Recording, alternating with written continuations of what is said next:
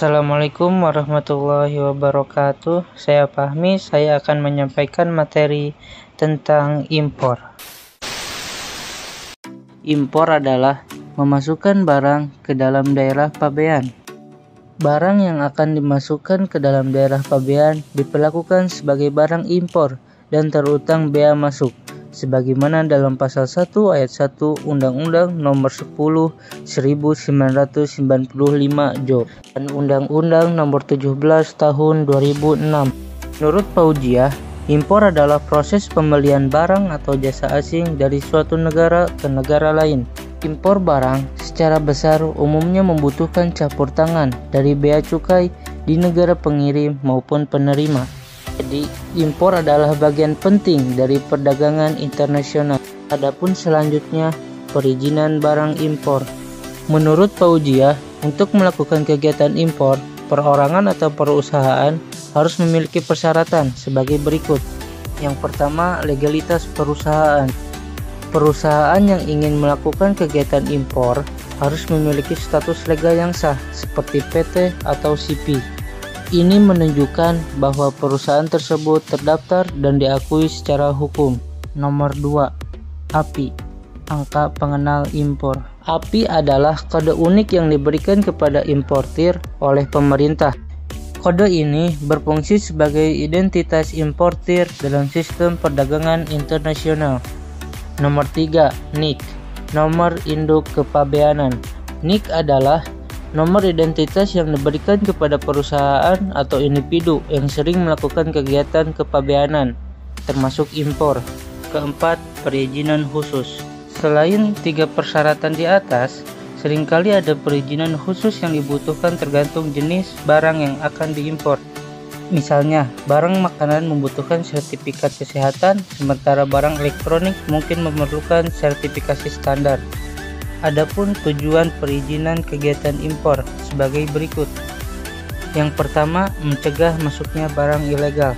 Misalnya, barang yang dilarang atau barang yang dapat membahayakan kesehatan dan keselamatan masyarakat. Yang kedua, melindungi industri dalam negeri. Dengan adanya perizinan, pemerintah dapat mengatur jumlah impor barang tertentu untuk melindungi produksi dalam negeri. Yang ketiga, mengumpulkan penerimaan negara. Bea masuk dan pajak impor merupakan sumber pendapatan negara yang penting. Berikut adalah tabel dan grafik impor utama komoditas non-migas tahun 2022 dan 2023. Dapat kita ketahui bahwasanya mesin dan alat angkutan sebagai impor terbesar di Indonesia pada tahun 2022 sebesar 70.218,5 US dollar atau dengan persentase 29,57%. Adapun pada tahun 2023 sebesar 71.502,8 US dollar atau sekitar 32,23%. Adapun yang mengalami penurunan yang signifikan ada pada minyak nabati dan hewani, mengalami perubahan dari 2022 sampai 2023 sebesar 24,33%. Selanjutnya ada grafik impor Indonesia tahun 2022. Dapat disimpulkan bahwa kegiatan impor di Indonesia pada tahun 2022 menunjukkan peningkatan dalam kebutuhan akan bahan baku dan barang modal, mencerminkan pemulihan ekonomi pasca pandemi.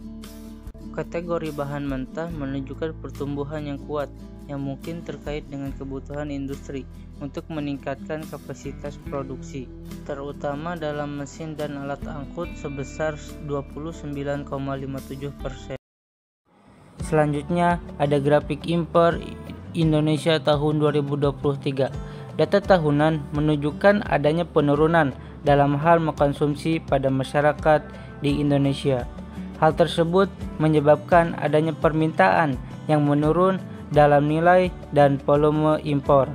Misalnya pada komoditas minyak dan bahan bakar mineral, minyak nabati dan hewani, bahan kimia dan produknya, dan barang-barang buatan pabrik. Pada bagian komoditas tersebut terjadinya angka minus dari tahun 2022.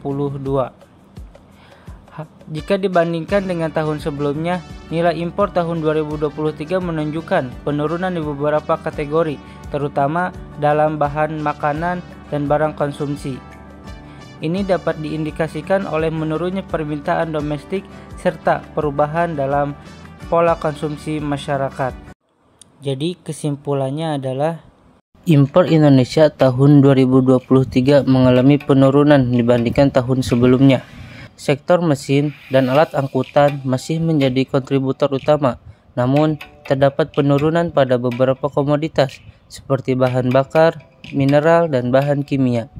Hal ini mengindikasikan adanya pergeseran dalam pola konsumsi dan produksi dalam negeri.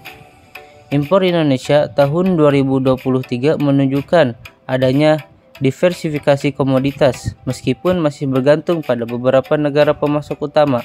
Penurunan impor pada beberapa komoditas dapat dipengaruhi oleh sejumlah faktor seperti perlambatan ekonomi global, kebijakan proteksi perdagangan, atau peningkatan produksi dalam negeri.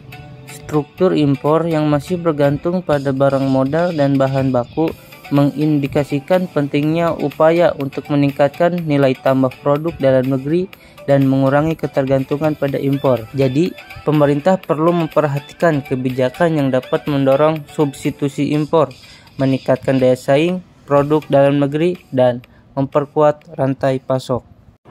Sekian dari saya, mohon maaf bila banyak salah. Karena manusia itu tempatnya salah dan lupa, wajarlah manusia, bukan nabi boy.